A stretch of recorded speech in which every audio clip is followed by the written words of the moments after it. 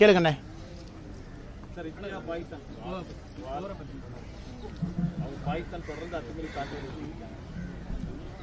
ஐயா, குறிப்பாக இந்தியா பாகிஸ்தான் இரண்டு நாடுகள் நம்முடைய நாட்டுக்கும் இன்னைக்கு ஒரு எதிரி நாடாக இருக்கக்கூடிய பாகிஸ்தானுக்கு இருக்கக்கூடிய பிரச்சனை என்பது இன்று நேற்று அல்ல. ஆனால் இன்னைக்கு இந்தியாவுடைய ஒரு ரெஸ்பான்ஸ், பாகிஸ்தான் செய்யக்கூடிய தவறுகளுக்கு நாம் கொடுக்கக்கூடிய பதிலடி என்பது இன்னைக்கும் நாம பொறுத்து அறத்தின் அடிப்படையில் தான் நம்முடைய பதிலடி இருக்கு. நீங்களே யோசிச்சு பாருங்க, 2008 மும்பை அட்டாக் நடந்த பொழுது 166 பேர் கொடூரமாக கொல்லப்பட்டாங்க. அன்னைக்கு அமைதி முறையில் ஐநா சபையிலிருந்து எல்லாத்தையும் நம்ம வேண்டுகோள் விடுத்தோம். குறிப்பாக யாரெல்லாம் இந்த தாக்குதலுக்கு பின்னணியில் இருக்கிறாங்களோ நடவடிக்கை எடுக்கணும்.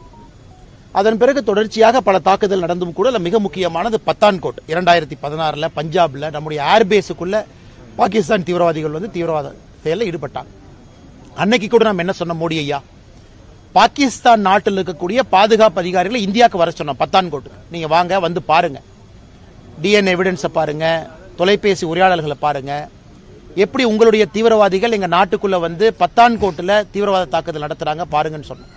அன்னைக்கு பாகிஸ்தான் அதிகாரிகள் இந்தியாவுடைய ஏர்பேஸுக்குள்ள அனுமதி கொடுத்தோம். அது வரைக்கும் இந்தியா சரித்திரத்திலே அனுமதி கொடுக்கல. ஆனா திரும்பி போன பாகிஸ்தான் அதிகாரிகள் இந்தியாவை திரும்ப கூப்பிட்டுருக்கணும். உள்ள இது பார்ட் ஆஃப் எக்ஸ்சேஞ்ச், நீங்க இங்க இன்வெஸ்டிகேட் பண்ணுங்க, எங்களையும் உங்க நாட்டுக்குள்ள கூப்பிடுங்க. அதையும் பாகிஸ்தான் அவமதிச்சது. அதே 2016 ஊரியில தாக்குதல் நடத்தப்பட்டு 23 நம்முடைய சோல்ஜர்ஸ், ராணுவ வீரர்கள் அவங்க தங்கியிருந்த கேம்புக்குள்ள பாகிஸ்தான் தீவிரவாதிகள் கொண்டாங்க. அந்த ஊருக்கு நம்ம பதிலடி தாக்குதல் கொடுத்தோம். லைன் ஆஃப் கண்ட்ரோலை தாண்டி போய் நம்முடைய பாதுகாப்பு படை பதிலடி கொடுத்துட்டு வந்தாங்க. 2019 புல்வாமா 46 பாதுகாப்பு படை வீரர்கள் கான்வாயில போகும்போது சிஆர்பிஎஃப் கான்வாய் அடிச்சு 46 பேர்த்த கொண்டாங்க. அப்பாவிகள் எந்த வேலையும், எந்த தப்பான வேலையும் செய்யாம நாட்டுக்காக பாதுகாப்பு பணியில் ஈடுபட்டவங்க. நாம் என்ன பதிலடி கொடுத்தோம்? பாலாகோட் ஏர் ஸ்ட்ரைக், திரும்ப லைன் ஆஃப் கண்ட்ரோலை தாண்டி பாலாகோட் பகுதிக்குள்ள போய் ஏர் ஸ்ட்ரைக் பண்ணிட்டு வந்தோம். சோ பாகிஸ்தான் செய்யக்கூடிய எல்லா தவறுகளுக்குமே நம்முடைய பதிலடி என்பது ஒரு முறையும் ஒரு படி மேல மேல போடும். எனக்கு 2025 எல்லாத்தையும் தாண்டி பெகல்காம்ல 26 அப்பாவிகளை, 25 இந்தியர்கள், ஒரு நேபாள, அதுவும் குறிப்பாக அவங்க எந்த மதத்தை சார்ந்தவங்க, இந்து மதத்தை சார்ந்தவனா அப்படின்னு கேட்டு கொண்டிருக்கிறாங்க. அதற்கும் நம்ம பதிலடி கொடுத்தோம். அதுவும் ப்ரொபோர்ஷனேட். எப்படி கொடுத்தோம்?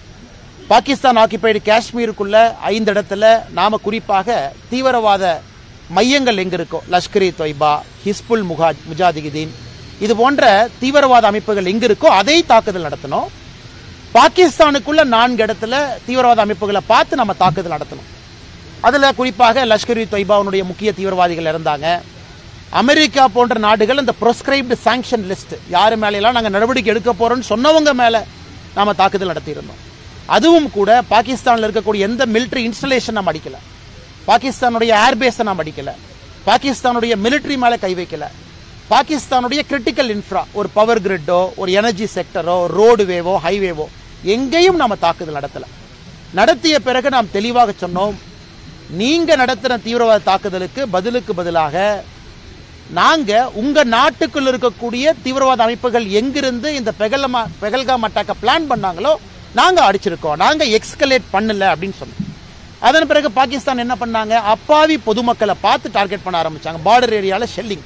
இன்னைக்கு பாருங்க, காஷ்மீர்ல அசிஸ்டன்ட் கலெக்டர் ரேங்க்ல இருக்கக்கூடிய ஒருவர் கொல்லப்பட்டிருக்கின்றார். பாகிஸ்தானுடைய ஷெல்லிங்ல இன்னைக்கு காலையில் அதிகாலையில் அசிஸ்டன்ட் கலெக்டர், பிளாக் டெவலப்மெண்ட் ஆபீசருக்கு மேல் கிரேட்ல இருக்கிறவங்களை கொண்டிருக்காங்க. 20க்கும் மேற்பட்ட அப்பாவி பொதுமக்களை கொண்டிருக்கிறாங்க. வெறும் ஷெல்லிங், இன்டிஸ்கிரிமினேட். பொதுமக்களுடைய வீடு எங்க இருக்கு அதை நோக்கி ஷெல் பண்ணு, அப்பாவிகள் இறக்கட்டும். அதை தாண்டி கடந்த இன்னைக்கு 13 நாளாக லைன் ஆஃப் கண்ட்ரோலை தாண்டி ஷெல்லிங் நடக்குது. கடந்த 3 நாட்களாக 400க்கும் மேற்பட்ட ட்ரோனை நம்ம நாட்டுக்குள்ள அனுப்பி, அந்த ட்ரோன் கிட்டத்தட்ட ஜம்மு அண்ட் காஷ்மீர், பஞ்சாப், ராஜஸ்தான் எல்லா பகுதிகளிலும் கூட அந்த ட்ரோன் அட்டாக் நடத்துறாங்க. ஸோ இந்தியா எடுத்த நடவடிக்கை என்ன? பாகிஸ்தான்ல இருந்து வந்த தீவிரவாதிகள் செய்த தவறுக்கு அந்த தீவிரவாத மையங்கள் எங்க இருக்கோ அதை நோக்கி நாம் அடிக்கிறோம். பாகிஸ்தான் திரும்ப என்ன பண்றாங்க?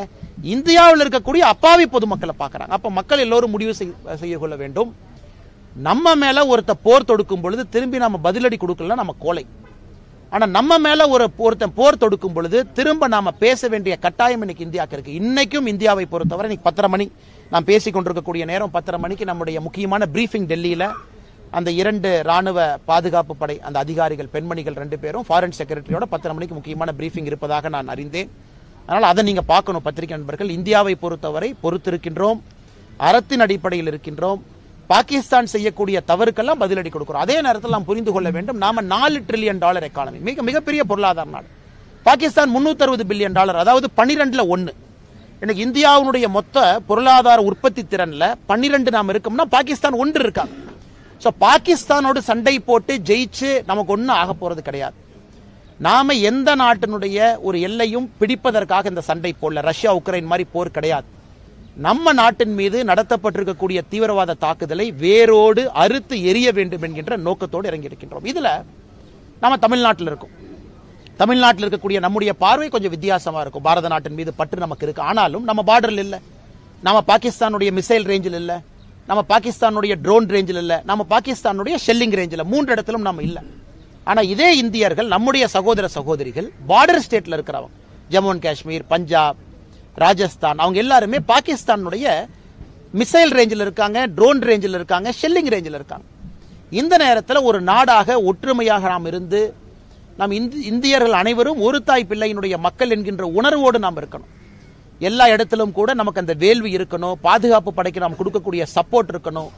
யூனிஃபார்ம் போட்டிருக்கக்கூடிய அதிகாரிகள் எல்லோருடைய பேச்சை நம்ம கேட்கணும். ஒரு சிவில் டிஃபென்ஸ் ட்ரில் பண்றாங்க, அதை முழுமையாக நம் களத்தில் இருந்து அவர்களுக்கு நாம் ஒத்துழைப்பு கொடுக்கணும். அது நம்முடைய காவல்துறை அதிகாரிகளா இருக்கட்டும், இல்ல சிவில் டிஃபென்ஸ் வாலண்டியர்ஸா இருக்கட்டும், ஹோம் கார்டாக இருக்கட்டும், பாராமிலிட்டரி போர்சஸாக இருக்கட்டும், ஆர்மியாக இருக்கட்டும், இந்த நேரத்தில் நாம் செய்ய வேண்டிய கடமை இந்தியர்களாக நம்முடைய அரசு சொன்னதை முழுமையா நாம செயல்படுத்தணும், கேட்கணும்.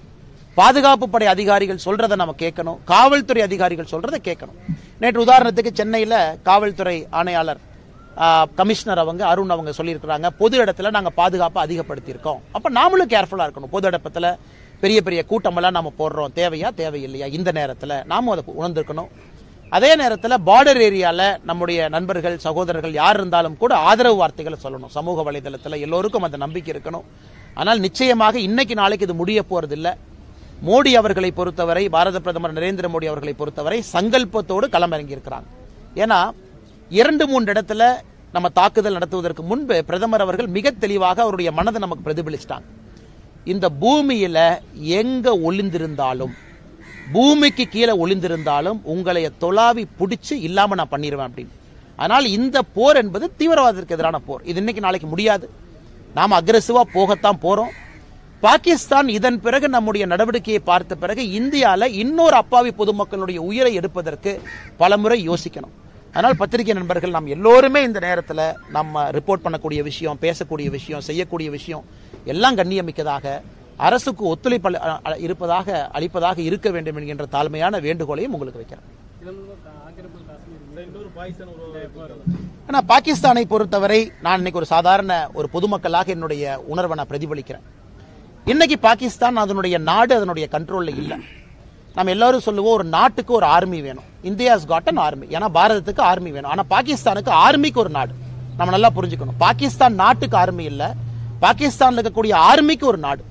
ஏன்னா அங்க இருக்கக்கூடிய ஆர்மி தான் அந்த சிவிலியன் கவர்மெண்ட்டை கண்ட்ரோல் பண்றாங்க. சிவிலியன் கவர்மெண்ட் ஆர்மியை கண்ட்ரோல் பண்ணல. இந்தியாவில் இருக்கக்கூடிய அரசு நாம ஆர்மியை கண்ட்ரோல் பண்றோம். ஆர்மி சிவிலியன் கவர்மெண்ட் கீழே வேலை பார்க்கறாங்க. அதனால நன்றாக புரிந்து கொள்ள வேண்டும், பாகிஸ்தான் இன்னைக்கு அந்த அரசனுடைய கட்டுப்பாட்டில் பாகிஸ்தான் இல்ல. பலுச்சிஸ்தான் அவங்க கட்டுப்பாட்டில் இல்ல. பாக் ஆக்கிபைடு காஷ்மீர் என்ன பிடிச்சி வச்சிருக்காங்களோ அவங்க கட்டுப்பாட்டில் இல்ல. பாகிஸ்தான் நேத்து international monetary fund IMF $1 billion கடன் வாங்கி தான் வண்டியே ஓட்டுறாங்க. நேத்து IMF $1 பில்லியன் கடன் கொடுக்கலனா இன்னைக்கு பாகிஸ்தான் அவங்களுக்கு எலக்ட்ரிசிட்டி கிரிட்ல பவர் ஜெனரேட் பண்ற கூட காசு இருக்காது. அதனால் பாகிஸ்தானை பொறுத்தவரை அது ஒரு பெரிய நாடே கிடையாதுங்க, ஒரு சின்ன நாடு. இந்தியாவுடைய பொருளாதார திறன்ல 12ல் 1 மடங்கு ஒரு பங்கு இருக்கக்கூடிய நாடு. ஆனால் பாகிஸ்தான் அவர்கள் முடிவெடுத்துக் கொள்ள வேண்டும். இந்தியாவோட தொடர்ந்து இந்த மாதிரி ஒரு விஷயத்துக்கு வர்றாங்க, அவங்க எக்ஸ்கலேட் பண்றாங்க, அவங்க சிவிலியனை கொள்றாங்க, அவங்க மிலிட்டரி இன்ஃப்ராஸ்ட்ரக்சர் அடிக்கிறாங்கன்னா பாகிஸ்தான் என்கின்ற நாடு வரைபடத்தில் இருக்காது என்பது உங்களை போன்ற என்னை போன்ற சாதாரண மனிதர்கள். ஏன்னா நம்ம அவ்வளவு பலமா இருக்கும். நம்ம நினைச்சோம்னா பாகிஸ்தானை ஒண்ணுமில்லாம பண்ணிடலாம். ஆனாலும் மோடி அவர்கள் அறத்தின் அடிப்படையில் அந்த போர் இருக்கு. நம்ம பாகிஸ்தானை எதையுமே போய் தாக்கலையே. நம்ம மிசைல் விட்டு பாகிஸ்தானுடைய மிலிட்டரி இன்ஃப்ரா எதுவுமே அடிக்கல. அவங்க ட்ரோன் அடிக்கிறதுனால நமக்கு வேற வழி இல்லை. அவங்களுடைய ஏர் டிஃபென்ஸ் சிஸ்டத்தை நம்ம டேக் ஆஃப் பண்ணிருக்கோம். லாகூர்ல இருக்கக்கூடிய சைனா கொடுத்திருக்கக்கூடிய ஏர் டிஃபென்ஸ் சிஸ்டத்தை நாம எதுக்கு அடிச்சோம்? அவங்க ட்ரோனை நம்ம பார்டருக்குள்ள அனுப்புறதுனால அவங்க ஏர் டிஃபென்ஸ் சிஸ்டத்தை நம்ம எடுத்தோம், நாம அடிக்கல. அதனால இப்பொழுதும் பாகிஸ்தான் கையில தான் இருக்கு. இதை அவங்க எக்ஸ்கலேட் பண்றாங்க, இதை மிலிட்டரி கன்ஃபரன்டேஷனாக கொண்டு போறாங்கன்னா என்னை பொறுத்தவரை பாகிஸ்தான் என்கின்ற நாடு வரைபடத்தில் இருக்காது என்பதுதான் என்னுடைய தாழ்மையான கருத்து. இந்த ராணுவ வீரருக்கு ஆதரவா தமிழக அரசு ஒரு பேரணி, ஆனால் ஒன்றும் தப்பில்லைங்கண்ணா. நம்முடைய முதலமைச்சராக இருக்கட்டும், இந்தியாவில் இருக்கக்கூடிய எல்லா மாற்றுக் கட்சியை சார்ந்த நண்பர்களாக இருக்கட்டும், உதாரணத்துக்கு சசி தரூர் இன்னைக்கு திருவனந்தபுரத்தினுடைய காங்கிரஸ் எம்பி எவ்வளோ அற்புதமாக பேசுறாங்க. இன்டர்நேஷனல் மீடியா எல்லாம் பாருங்க, ஸ்கை நியூஸ்ல, பிபிசியில் மிக அற்புதமாக இந்திய அரசு எடுத்திருக்கக்கூடிய நடவடிக்கை என்ன நாம செய்யறோம், எதுக்கு செய்யறோம் அப்படிங்கிறத ஒரு காங்கிரஸ் கட்சியை தான் சசி தரூர், அவங்க பார்லிமெண்ட்ல இன்னைக்கு எக்ஸ்டர்னல் அஃபேர்ஸ் அந்த ஸ்டாண்டிங் கமிட்டி சேர்மனா இருக்கிறாங்க. இருந்தும் இன்னைக்கு கட்சியெல்லாம் தாண்டி சசி தரூர் நிற்கிறாங்க. அது நம்முடைய காங்கிரஸ் கட்சியை சார்ந்த சில முதலமைச்சர்களாக இருக்கட்டும், மாற்றுக் கட்சி நண்பர்கள் ஓவாசி எடுத்துக்கலாம். நமக்கும் அவர்களுக்கும் எம்ஐஎம் கட்சியினுடைய தலைவர் எத்தனையோ மாற்று கருத்துக்கள் இருந்தாலும் பாகிஸ்தானை எதிர்க்கக்கூடிய விதத்துல எல்லாரும் ஒன்னா இருக்கிறாங்க. ஆல் பார்ட்டி மீட்டிங்ல எல்லா கட்சியும் ஒன்னா இருக்கிறாங்க, திமுக உட்பட. அதனால் தமிழகத்தில் முதலமைச்சர் அவர்கள் ஒரு பேரணி எடுக்கிறேன், முன்னாள் ராணுவ வீரர்களை கூட அழைச்சிட்டு போறேன், நான் இதை செய்ய போறேன் அப்படின்னா அது வரவேற்கிறது தான், தவறு கிடையாதுங்கண்ணா. அதே நேரத்தில் முதலமைச்சர் அவர்களும் இந்திய அரசுக்கு இந்த நேரத்தில் முழுமையாக தன்னுடைய கோஆபரேஷனை கொடுக்கணும் அப்படிங்கிறதும் என்னை போன்ற மனிதர்களுடைய ஒரு வேண்டுகோள், ஒரு எதிர்பார்ப்பு. தமிழக அரசு இந்த 4 ஆண்டு சாதனை தொடரட்டும் பல்லாண்டுன்னு சொல்லி கொடுத்திருக்காங்க, சாதனை எப்படி? ஆனா 4 ஆண்டு சாதனைகளை பொறுத்தவரை இன்னைக்கு நாம விலாவரியா பேசணும்னா அதுக்கு ஒரு தனி பிரஸ் மீட் வச்சு பேசணுங்கண்ணா. இது வேதனையான 4 ஆண்டுகள். பொருளாதாரத்தில் தமிழ்நாடை பொறுத்தவரை பின்னோக்கி போக ஆரம்பித்திருக்கின்றோம். இன்னைக்கு இதை பேச வேண்டாம் நினைக்கிறேங்கன்னா, இன்னைக்கு இருக்கக்கூடிய சூழ்நிலை, நாட்டினுடைய சூழ்நிலை, இந்தியா பாகிஸ்தான் இந்த போர் மூலக்கூடிய அந்த அபாயமான இந்த சூழ்நிலையில் இன்னைக்கு பேச வேண்டாம் நினைக்கிறேங்கன்னா, நிச்சயமா பத்திரிகை நண்பர்களை இதெல்லாம் முடிஞ்சதுக்கு அப்புறம் நாம் பேசும்போது, இன்னைக்கு நாம் பேசும்போது அது பொலிட்டிக்கல் அட்டாக் அது மாறிச்சுன்னா தப்பா போயிடும். நம்ம ஆதாரத்தின் அடிப்படையில் பேசினாலும் இன்னைக்கு அந்த அரசியல் பேசலாங்கிற கெட்ட பேர் எனக்கு வந்துடும். நிச்சயமா வருகின்ற காலத்தில் நம்ம இதை பத்தி டீட்டெயிலாக பேசுவோங்க. நன்றி, வணக்கம்.